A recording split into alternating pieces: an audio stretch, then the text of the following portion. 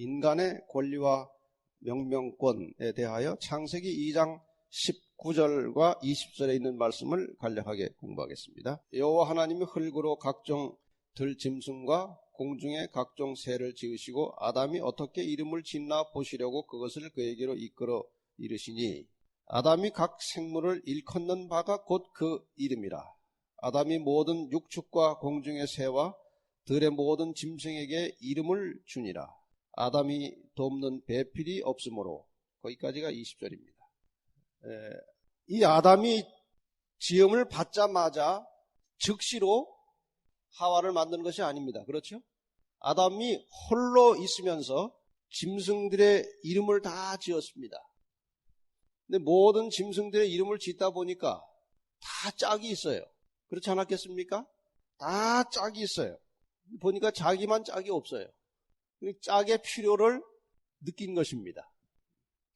하나님께서 왜 이렇게 하셨을까? 짝이 필요하구나 하고 느꼈을 때 짝을 만들어 주신 것 같아요. 어쨌든 이 아담이라고 하는 이름에 대하여 잠시 먼저 생각해 보겠습니다. 아담 이름은 누가 지어줬다는 말은 없습니다. 그러나 지어줄 사람이 없어요. 누구밖에? 하나님밖에 아담 이름을 지어줄 분이 없습니다. 그래서 아마도 아담 이름은 하나님이 장명하신 것이 틀림없습니다. 근데 아담의 의미가 무엇입니까? 땅, 흙이에요. 불다 혹은 땅, 이런 의미를 가지고 있습니다. 왜 첫사람 아담을 하나님께서 흙이라고 하는 의미를 가진 이름으로 아담이라고 하셨을까요? 이름을 들을 때마다 나는 별것 아니다. 나는 흙이다. 하나님이 나에게 생명을 주시지 않았다면 나는 흙이다. 그래서 늘 하나님과 자기와의 이 관계, 창조주와 피조물과의 관계를 잊어버리지 않고 살도록 하시기 위해서 아마도 그 이름을 아담이라고 주시지 않았느냐, 그렇게 이제 성경학자들이 추측을 하고 있어요. 그래서 우리가 자녀들의 이름을 지을 때에 좀 이름을 생각해서 잘 지을 필요도 있습니다. 뭐 그냥 그 다음에 아들 좀 하나 낳았으면 좋겠다 그래가지고 우리 친척 중에 여자 이름인데, 우리 고모집 딸 이름인데 여자 이름인데 등남이에요. 등남. 왜 그렇게 이름을 지었어요? 그 다음에 남자를 좀 얻었으면 좋겠어요. 그래서 이름이 등남이에요. 그러니까 이 딸아이는 자기 이름의 의미가 그냥 맨 뒤에 남자 하나 낳는 그 기다림이라고는 의미가 밖에 없어요. 자기에게 뭔가 성취하고서 자기가 낳는 것도 아니니까. 그래서 이 자녀들의 이름을, 이 유대인들은 이름을 굉장히 신중하게 지었습니다. 그 이름이 가지고 있는 그 무엇인가를 추구하고 사는 것이 유대인들의 관습이에요. 그래서 유대인들은 그 조상들의, 훌륭한 조상들의 이름을 많이 따서 이름을 짓습니다. 그 훌륭한 조상을 담기 위해서. 성경에 보면 같은 이름들이 많이 나오잖아요. 그런 뜻에서 이름을 짓기 때문에 그렇다고 전해집니다. 자, 그 다음에 이제 여자를 만들었고, 그 지어진 여자의 이름을 누가 지었습니까? 아담이 지었는데 뭐라고 지었어요? 하와라고 지었어요. 그런데 하와라고 이름 지은 게 범죄하기 전입니까? 범죄한 후입니까? 하와라는 이름은 범죄한 후에 지은 거예요. 창세기 3장 20절에 그 이름이 나와요. 처음에는 그냥 남자에게서 나왔으니 그냥 여자라 그렇게 했고, 그 하와라고 하는 이름을 지은 거는 창세기 3장 20절이에요. 아담이 그 아내를 뭐라고? 하와라 이름하였으니, 이건 범죄한 후입니다. 시간적으로. 이름하였으니 그는 모든 산자의 어미가 됨이더라. 이 하와의 이름의 뜻은 뭔가 하면은 생명이라는 것입니다. 생명. 생명은 하나님께서 누구에게 주셨습니까? 원래 아담에게 생명을 주셨습니다. 그럼 아담은 이 생명의 기운을 누구에게 주었는가 하면 하와에게 주었고, 하와가 많은 생명들을 또 낳았습니다. 여기 그 이름을 하와라 했는데 왜 그렇게 했느냐고 하면은 그가 모든 산자의 뭐가 되었다? 어미가 되었다는 뜻에서 생명이라고 하는 뜻을 가진 이름을 붙여준 것입니다. 그런데 오늘 우리가 이 복음적인 측면에서 생각해 볼 때, 이건 교리는 아닙니다만 영적인 의미에서 생각해 볼 때 우리 모두가 하와가 된 것입니다. 어떻게 해서 하와가 되는가? 하나님께서 두 번째 아담, 누구십니까? 예수 그리스도에게 복음을 주셨습니다. 생명의 근원을 예수님께 주셨습니다. 예수님께서 그 복음의 씨앗을 누구에게 주셨습니까? 우리에게 주셨습니다.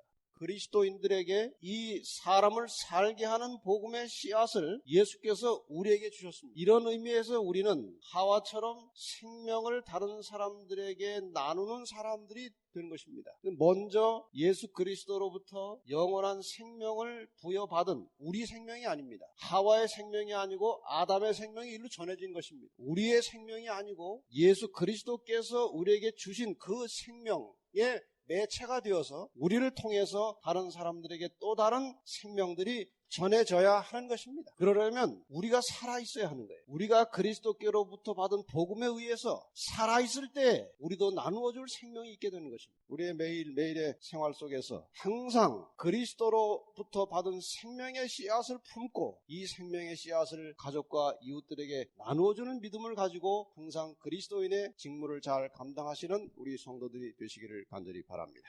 창세기 2장 18절을 읽겠습니다. 여호와 하나님이 가라사대 사람의 독처하는 것이 좋지 못하니 내가 그를 위하여 돕는 배필을 지으리라 하시니라. 아담이 모든 육축과 공중의 새와 들의 모든 짐승에게 이름을 주니라. 아담이 돕는 배필이 없으므로 여호와 하나님이 아담을 깊이 잠들게 하시니 잠들매 그가 그 갈빗대 하나를 취하고 살로 대신 채우시고 여호와 하나님이 아담에게서 취하신 그 갈빗대로 여자를 만드시고 그를 아담에게로 이끌어 오시니 아담이 가로되 이는 내 뼈 중에 뼈요 살 중에 살이라. 이것을 남자에게서 취하였은즉 여자라 칭하리라 하니라. 이러므로 남자가 부모를 떠나 그 아내와 연합하여 둘이 한 몸을 이룰지로다. 아담과 그 아내 두 사람이 벌거 벗었으나 부끄러워 아니하니라. 이렇게 해서 이 땅에 두 사람이 생겨났습니다.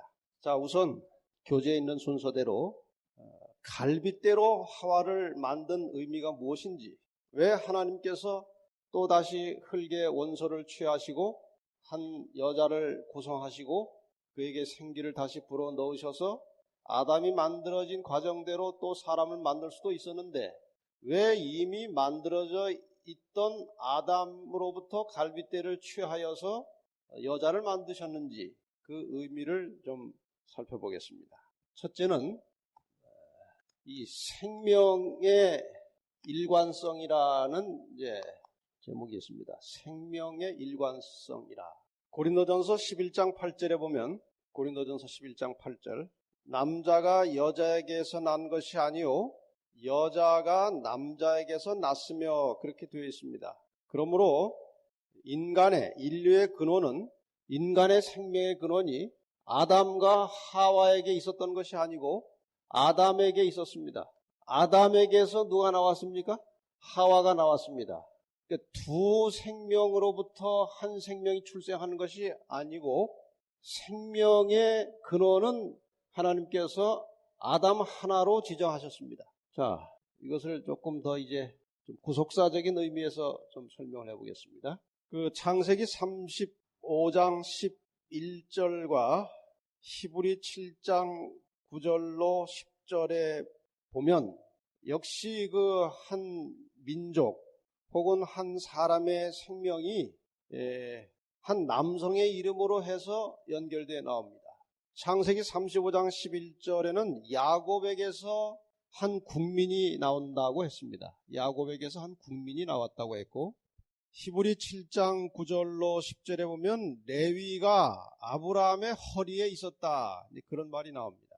자, 그러면은 이것이 구속사와 어떤 관계가 있는지 잠깐 좀 그림을 그려보겠습니다. 하나님께서 누구에게 생명을 주셨습니까? 아담에게 생명을 주셨습니다.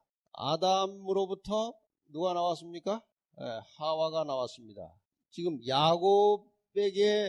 야곱으로부터 모든 그 한 국민, 이스라엘 민족이 나왔다고 했듯이 아담으로부터 인류가 나온 것입니다. 아담으로부터 나온 것입니다. 이해가 가시죠? 이렇게 해서 이제 인류가 나온 것입니다. 근데 원래는 이렇게 해서 인류가 나왔을 때 이 인류는 의인으로 나와야 합니다. 원래 애초에 하나님의 계획은 이런 절차를 거쳐서 아담으로부터 의인들이 땅에 충만하여 살도록 계획된 것입니다. 그런데 불행하게 아담이 하나님의 말씀을 불순종함으로 죄가 되었습니다. 죄. 그래서 의인이 나와야 되는데 뭐가 나왔습니까? 죄인이 나왔습니다. 죄인이 나왔습니다. 근데 의인으로 충만하게 되어야 할 땅에, 지구에 무엇이 충만하게 되었습니까? 죄인으로 충만하게 되었습니다. 그래서 하나님께서 원래의 계획대로 이 땅에 의인을 충만하게 채우시기 위해서 둘째 아담을 세우셨습니다. 둘째 아담. 하나님께서 둘째 아담을 보내셨는데 이 둘째 아담이 누굽니까? 둘째 아담이 예수 그리스도이십니다. 이 둘째 아담을 통해서 이 땅에 원래 계획대로 누가 충만하게, 의인들이 충만하도록 하나님께서 계획을 다시 세우셨습니다. 로마서 5장 14절 말씀을 한번 찾아보겠습니다. 이 말이 그냥 제가 꾸며낸 말이 아니고 성경이 명백하게 나온 말이기 때문에 확인을 좀 하고 지나가겠습니다. 로마서 5장 14절입니다. 14절부터 보겠습니다. 그러나 아담으로부터 모세까지 아담의 범죄와 같은 죄를 짓지 아니한 자들 위에도 사망이 왕노릇하였나니 아담은 누구라고요? 오실자의 무엇이라? 표상이라. 그 오실자가 누군가요? 이 오실자가 바로 예수 그리스도이십니다. 조금 뛰어넘어서 18절 보겠습니다. 18절입니다. 그런즉 한 범죄로 많은 사람이 정죄에 이른 것 같이, 이건 무슨 뜻입니까? 한 범죄는 누구의 범죄입니까? 아담의 범죄로 많은 사람이 정죄에 이른 것 같이, 모든 인류가 죄인이 된 것 같이 의의 한 행동으로 말미암아, 이건 누구를 가리킵니까? 예수 그리스도로 말미암아 많은 사람이 의롭다 하심을 받아 생명에 이르렀느니라. 한 사람의 순종치 아니함으로 많은 사람이 죄인 된 것 같이 한 사람의 순종하심으로 많은 사람이 의인이 되리라. 어떤 사람이 그렇게 말해요. 억울하다. 내가 왜 이렇게 고생해야 되느냐? 아담 하와가 지은 죄 때문에 왜 이렇게 나까지 이 고생을 하고 살아야 되느냐 하고 불평하는 사람들이 있고, 여러분도 가끔 그럴 생각이 들죠? 내가 왜 이 고생을 하고 있지? 누구 죄 때문에? 근데 억울할 게 없는 것이, 한 사람으로 말미암아 죄가 세상에 들어와서 사망이 왔지만 둘째 아담, 또 다른 한 사람을 통해서 누구든지 다 의인이 되고 영원히 살 수 있는 길이 있기 때문에 억울할 것은 사실 없어요. 근데 조금 있다면 고생하고 이제 구원을 받는 게 조금 억울할지 모르는데, 나중에 아마 하늘에 가보면 절대로 이 고생한 것이 억울하지 않음을 발견하게 될 것입니다. 다른 우주의 거민들은 이런 죄악을 경험해보지 못한 상태로 영원히 살고 있습니다.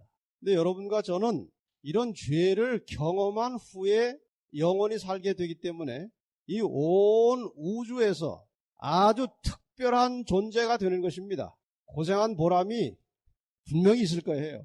계시록의 배경에 보면 아마 그래서 하나님이 그렇게 해주시는 건지 나중에 물어봐야 알겠지만, 하나님의 장막이 이 땅에 사람들과 함께 영원히 있게 될 것이라고 하셨습니다. 이 성경의 배경을 보면 하나님의 보좌와 하늘의 존재들은 별개로 존재하고 있고, 여러 다른 우주 세계의 우주 거민들이 틀림없이 있는 것으로 나오고, 지구도 그 하나입니다. 그런데 이 죄를 경험하고 이 둘째 아담 예수를 통해서 새롭게 되어 의인이 된 사람들이 살고 있는 지구상에 예수께서 인간이 되심으로 사람과 영원히 끊을 수 없는 관계를 맺게 되었다고 시대소망에 나와 있는데, 바로 그것 때문에, 분명히 그것 때문에 그럴 것입니다. 물론 하나님께서 모든 우주의 거민들을 다 창조하셨고 다 사랑하시지만, 바로 이것 때문에 하나님께서 하늘의 모든 가족들을 이 땅으로 이주하셔서 죄를 경험하고 승리한 그 백성들과 함께 영원히 장막을 같이 하시겠다는 것입니다. 우리가 억울할 거 하나도 없으니까 열심히 믿고 예수 그리스도를 통해서 이 의인의 대열에 서서 흔들리지 마시기를 바랍니다. 자, 이것을 조금 더 물론 영적인 문제이긴 하지만 생리적인 관계로 좀 설명을 다시 한번 더 하겠습니다. 아담은 범죄함으로 죄의 씨를 품고 낳기 때문에 죄인을 낳는 것입니다. 그래서 아담으로부터 나오는 모든 인류는, 모든 사람은 아담의 생명으로부터 나오는 모든 사람은 다 죄인입니다. 피할 수가 없습니다. 다 사망에 해당하는 존재들입니다. 죽을 수밖에 없는 존재를 이제 아담이 생산한 것입니다. 근데 둘째 아담이 오셨습니다. 예수 그리스도께서 오셨습니다. 둘째 아담이 오셨어요. 근데 이 죽을 사람들 중에 물론 하나님께서는 전체가 다 그렇게 되길 원하시지만 불행하게도 그렇게 되진 않는 것 같습니다. 이 죽을 수밖에 없는 죄인들 중에 하나님의 말씀을 믿고 이 둘째 아담을 통하게 되면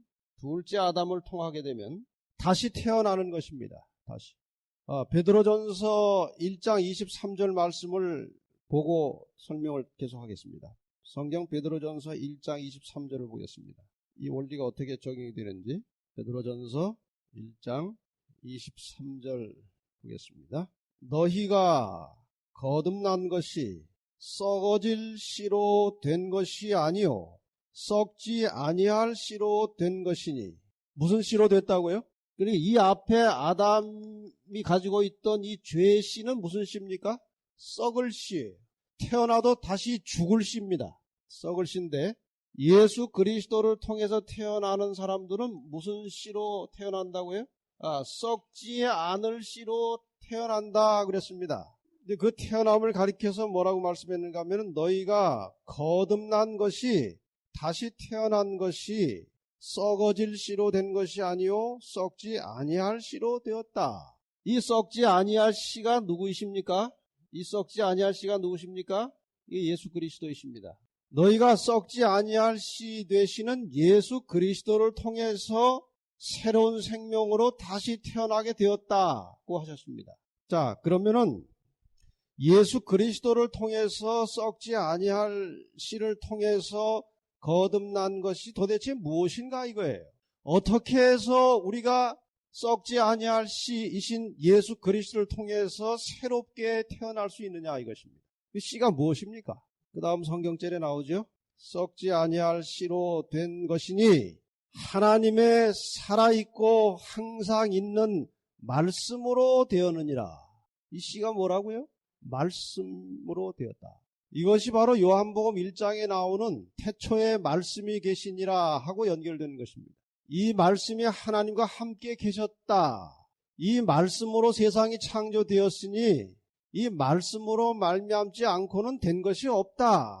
그게 바로 누구이십니까? 창조주이신 예수 그리스도이십니다. 제가 여러 경로를 통해서 종종 말씀드렸지만 오늘날 우리가 예수 그리스도를 만날 수 있는 최선의 길은 말씀을 통해서 만난 것입니다. 많은 사람이 예수 그리스도의 사랑에 대하여 강조하고 있습니다. 예수 그리스도의 사랑을 깨닫는 것은 신앙에 있어서 굉장히 중요한 에너지입니다. 근데 예수 그리스도에 대한 사랑은 그냥 누가 감동적인 설교를 한다고 깨닫게 되는 것이 아닙니다. 누가 아주 그리스도의 사랑에 대해서 깊은 설교를 하고 이렇게 가르침을 줄 때에 그리스도의 사랑을 느낄 수는 있어요. 그런 감정을 잠시 가질 수는 있습니다. 그러나 그것은 일시적인 기분이에요.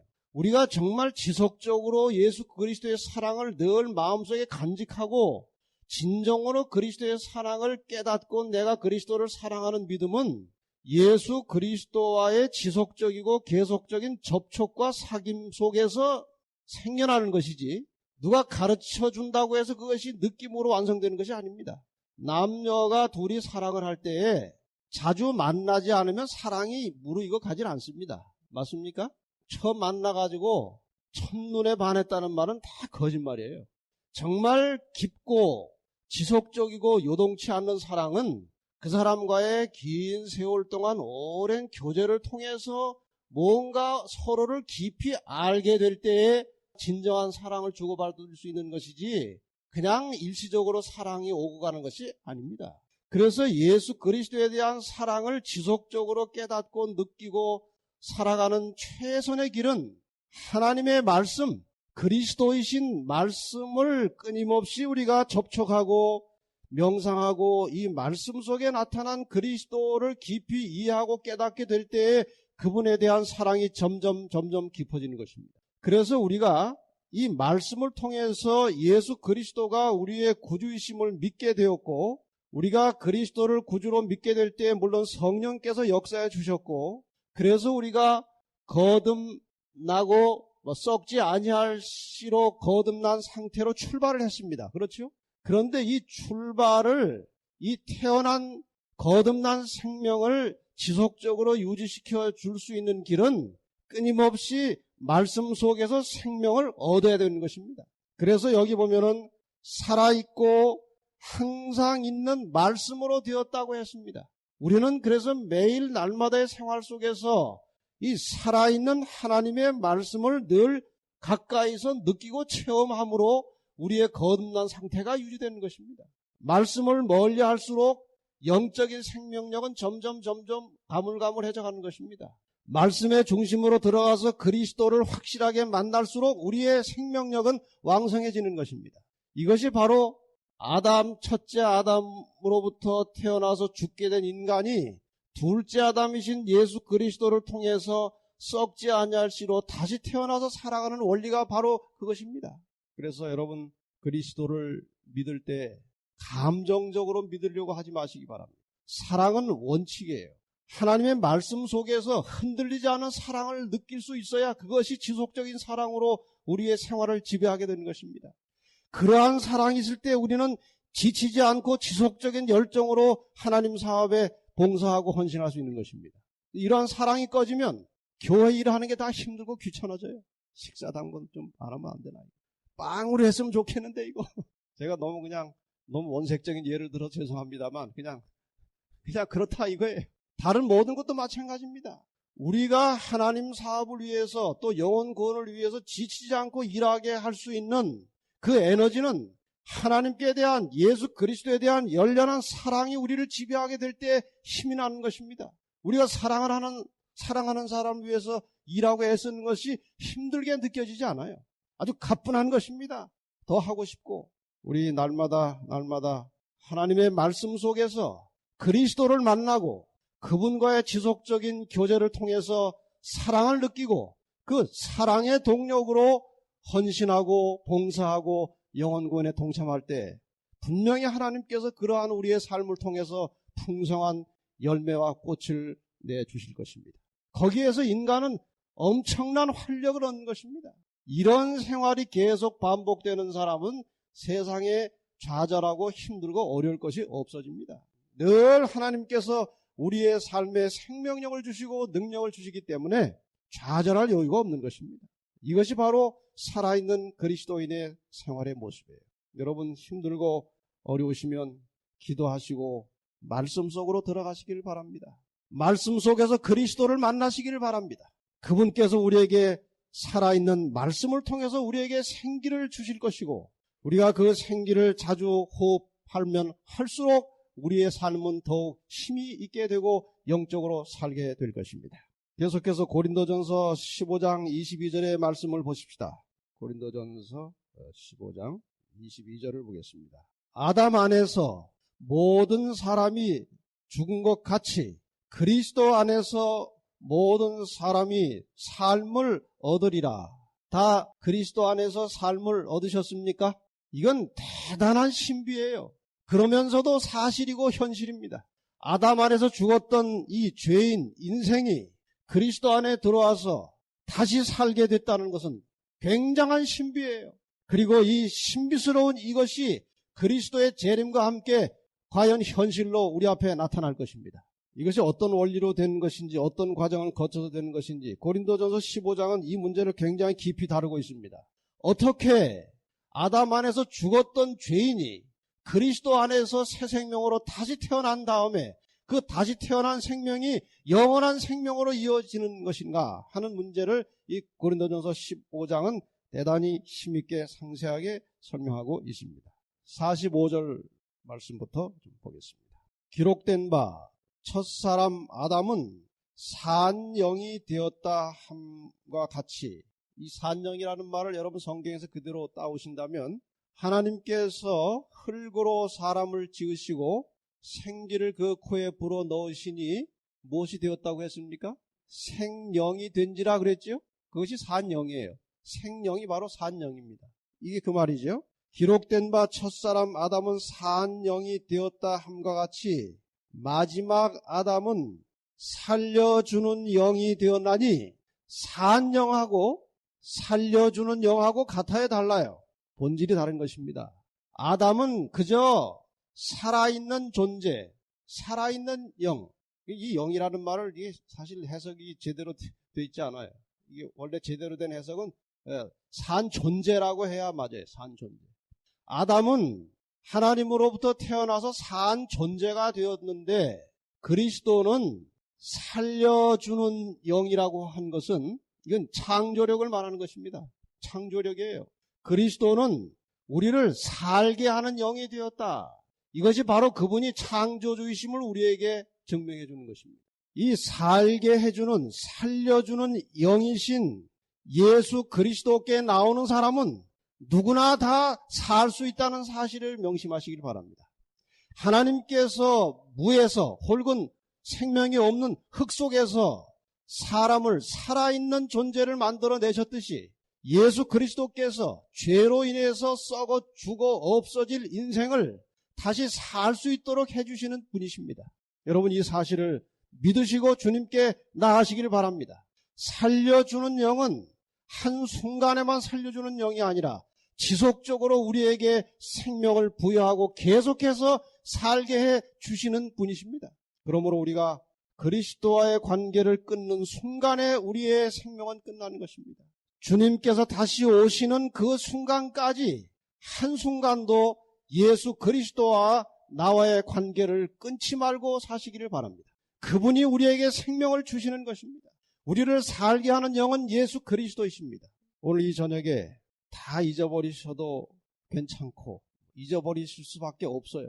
그러나 한 가지 잊지 말고 가실 주제는 끊임없이 그리스도를 만나기 위하여 예수 그리스도와의 교제를 위하여 그분으로부터 지속적으로 이어지는 생명을 얻기 위하여 말씀 속에 들어가시길 바랍니다. 예수 그리스도와 접촉하게 되는 예수 그리스도와 만나게 되는 시간을 한시도 놓치지 마시기를 바랍니다. 여러분 사랑하는 사람을 만나기로 해놓고 어디 다른 약속 해가지고 만나는 거 취소하는 일이 잘 있습니까? 없습니까? 사랑하는 사람을 만나려면 다른 약속을 취소하고라도 사랑하는 사람을 만나러 가는 게 그게 사람의 본성이 아닙니까? 지금 집에서 안신학교 교과 공부하는 시간, 교회 나와서 말씀 듣고 말씀 배우는 시간, 이것이 다 그리스도를 만나는 시간들입니다. 그리스도와 교제하는 시간들입니다. 지금 화요일 저녁 이 시간에 오셔서 이 말씀을 들음으로 여러분은 예수 그리스도에 대하여 훨씬 더 많이 알게 되셨을 것이고 그분의 존재가 내 존재에 훨씬 가까이 옴을 느끼게 될 것입니다. 이것이 바로 말씀을 통해서 그리스도를 만나는 원리예요.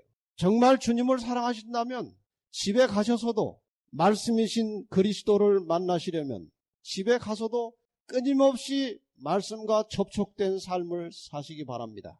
그리고 사경회나 전도회나 또 화요일 예배나 모든 예배에 말씀과 만나는 시간을 놓치지 말고 정말 간절한 심령으로 주님을 만나는 마음으로 오셔서 말씀을 들을 때 말씀 속에 주님께서 역사하시고 성령께서 우리를 깨우쳐 주셔서 영적으로 살 수 있는 에너지를 우리에게 주실 것입니다. 우리가 이렇게 산다면 우리의 삶은 대단히 풍성해질 것입니다. 늘 마음에 샘솟는 기쁨이 있게 될 것입니다. 언제나 영적으로 육적으로 활력이 넘치는 삶을 살 수 있게 될 것입니다. 우리 함께 저나 여러분이나 이 엄청난 사실을 경험하고 사시기를 바랍니다. 교회는 다녀도 그냥 영적으로 그냥 누렇게 돼가지고 죽어가는 신앙을 하지 말고 항상 말씀을 통해서 생동감 있는 그런 영적인 삶을 사실 때 하나님도 기뻐하시고 우리의 생애도 얼마나 기쁨이 넘치겠습니까?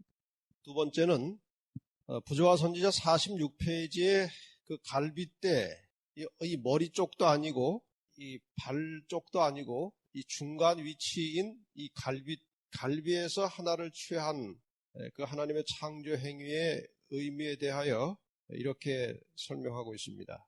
그것은 여자가 머리가 되어 남자를 지배하거나 열등한 존재로 마구 짓밟힘을 당해서는 안 될 것이라는 것과 동등한 자로서 그의 곁에 서서 그의 사랑과 보호를 받아야 한다는 것을 의미한다.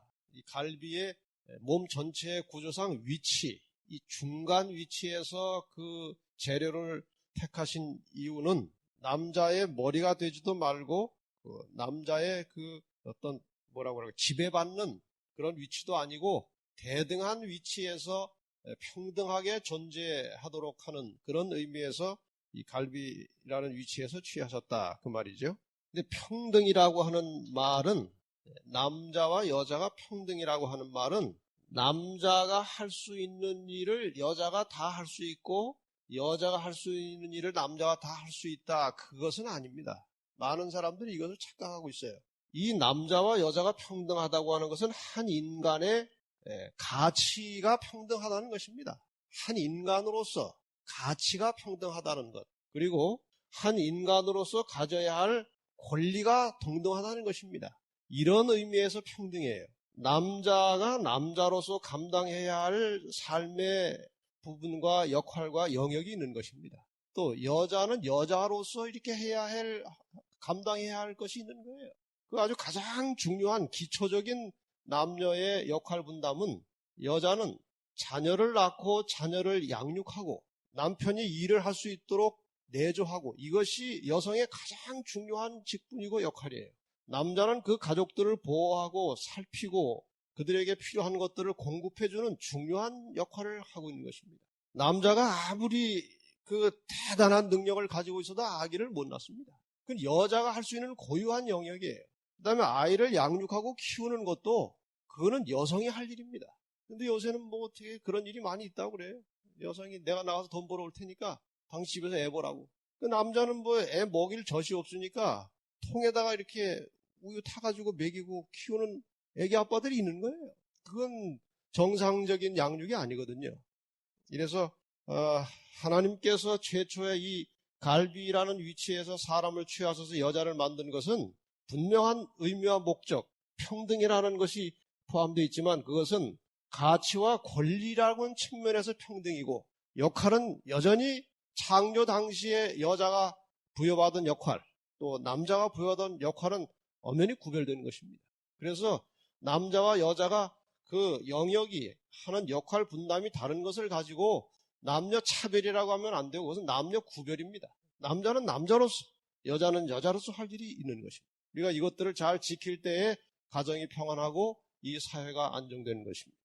아무쪼록 아담의 갈빗대 하나로부터 얻어진 여러 가지 교훈들을 마음속에 깊이 생각하시고 좀 더 깊이 하나님의 사랑과 은혜를 생각하면서 다른 이웃들에게 사랑과 희생을 베풀 줄 아는 성도들이 되시기를 간절히 바랍니다.